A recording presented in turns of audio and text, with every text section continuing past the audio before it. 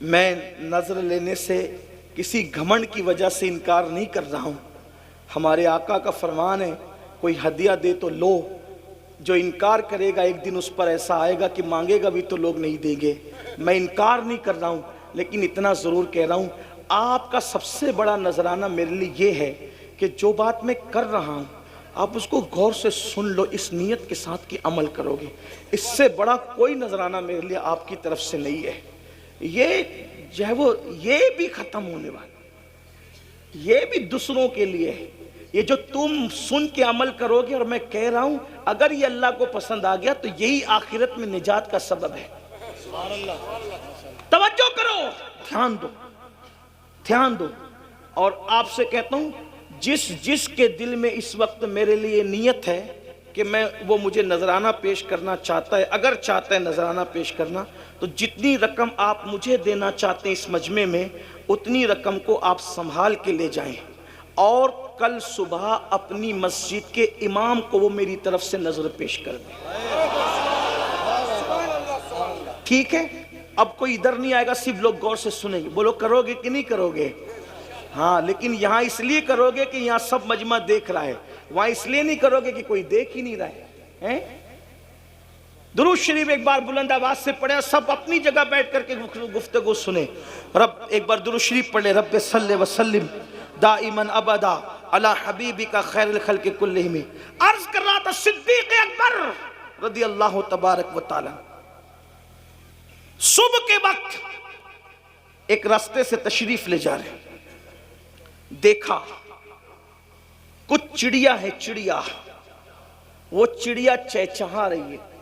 صبح کے وقت چڑیا چہچہاتی ہے تو کتنا اچھا لگتا ہے نا، چڑیا چہچہا رہی ہے۔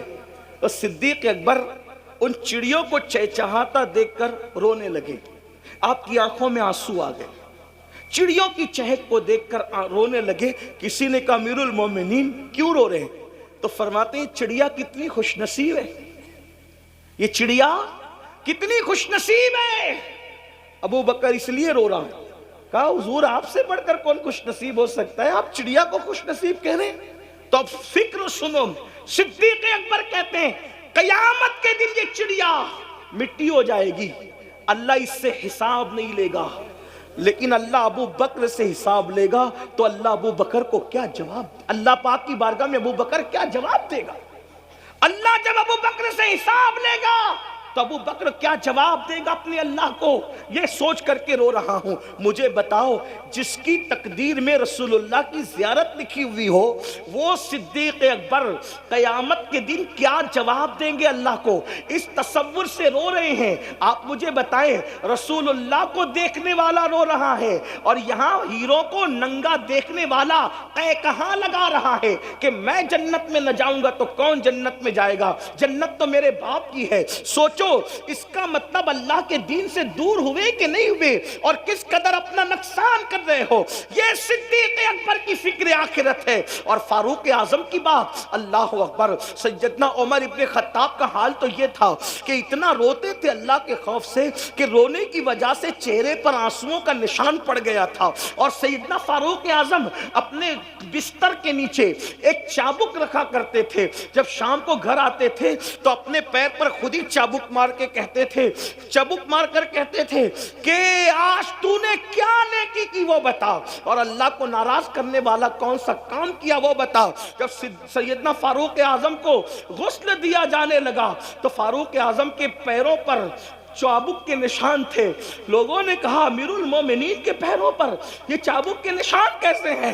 تو ان کے شہزادوں نے کہا تمہیں نہیں پتا، جب امیر المومنین رات کو گھر آتے تھے تو اپنے پیروں پہ چابک مار کے کہتے تھے بتا اے پیر آج اللہ کی فرما برداری میں کتنا چلا اور اللہ کی نافرمانی میں کتنا چلا۔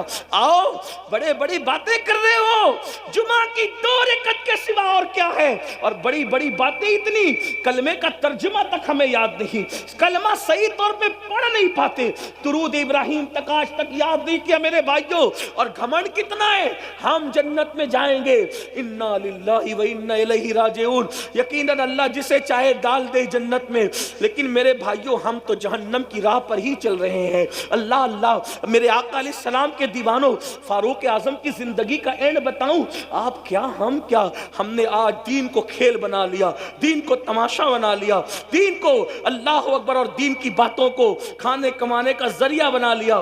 جس وقت فاروق اعظم کی شہادت ہو رہی تھی, پہلے آپ کو بتاؤں, جو جانتا ہے وہ جانتا ہے, جو نہیں جانتا وہ سن لے فاروق اعظم کون ہے.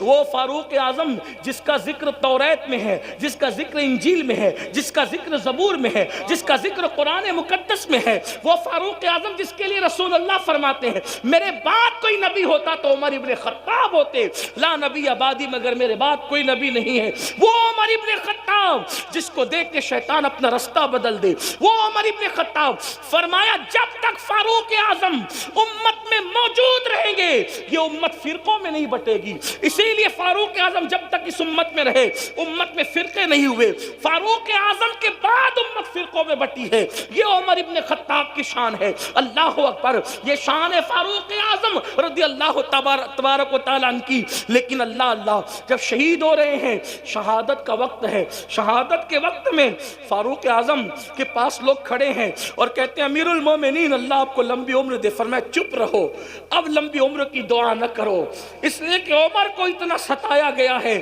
اب عمر چاہتا ہے اس فانی دنیا سے اپنے رفیقوں کی طرف, اپنے دوستوں کی طرف, میرے یاروں کی طرف, رسول اللہ اور ابو بکر کی طرف جانا چاہتا ہوں. اب میرے لیے دعا نہ کرو, میں جانے کی تیاری میں ہوں.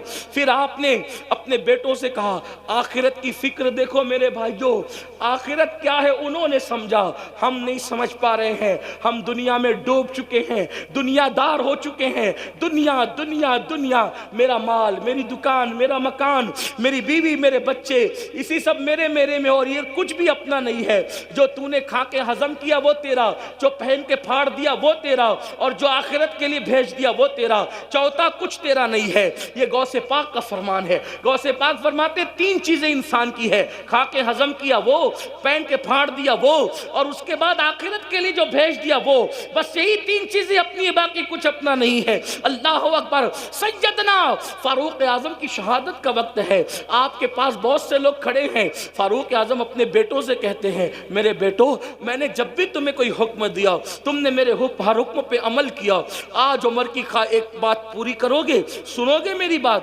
شہزادوں نے کہا حضور آپ حکم فرمائے, ہم آپ کی بات پہ عمل کریں گے. سیدنا فاروق اعظم نے فرمایا مجھے چارپائی سے اٹھا کے زمین پہ ڈال دو. شہزادوں نے آپ کو چارپائی سے اٹھا کے زمین پہ ڈال دیا. اللہ اکبر. جب آپ کو زمین پہ لٹا دیا گیا, یہ کس کی شہادت کا وقت ہے؟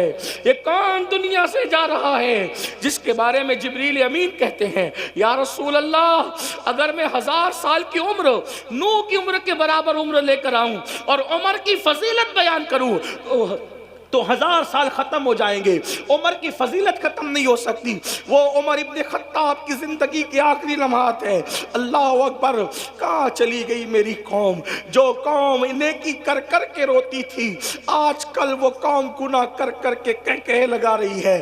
سن لو, ایک دن اس دنیا سے کوچ کرنا ہے. میرے آقا کے فرمان کا مفہوم ہے صلی اللہ علیہ وآلہ وسلم. میرے آقا مصطفیٰ کریم رؤوف الرحیم صلی اللہ علیہ وآلہ وسلم فرماتے ہیں جو دنیا میں گناہ کر کر کے ہنسے گا اللہ اس کو رلا رلا کر جہنم میں داخل کرے گا, وہ روتے روتے جہنم میں جائے گا. ہائے ہائے. یہ امیر المومنین خلیفہ دوم فاروق اعظم کا آخری وقت ہے, شہادت کا وقت. فرماتے ہیں مجھے زمین پہ لٹا دو. آپ کے بچوں نے, آپ کو شہزادوں نے زمین پہ لٹا دیا تو فاروق اعظم کبھی یہ رخسار خاک پہ ملتے اور کبھی یہ رخسار خاک پہ ملتے اور اللہ سے کہتے اللہ عمر کی مغفرت فرما دے, اللہ عمر کی مغفرت فرما دے. دعائیں مغفرت کر رہے ہیں فاروق اعظم اپنے لیے. اللہ اللہ, جن کو اللہ نے رضی اللہ عنہم ورضوا عنہ کہا, جن کے لیے جنت کی بشارت مصطفیٰ جان رحمت نے عطا فرمائی. اللہ اللہ، جس کی خلافت کو رحمت کہا گیا، اللہ اکبر، جس کا ایمان لانا اسلام کے لیے عزت کا ذریعہ قرار دیا گیا، اللہ اکبر، جس کی ہجرت کی تعریف کی گئی، وہ فاروق اعظم اپنا چہرہ آخری وقت تو ظاہری آخری وقت خاک پہ مل کے کہتے ہیں اللہ عمر کی مغفرت کر دے، اللہ عمر کی بخشش کر دے، عمر کی مغفرت کر دے، عمر کی بخشش کر دے. کون؟ بیت المقدس جس کے دور حکومت میں فتح ہوا، وہ فاروق اعظم رضی اللہ تعالیٰ عنہ.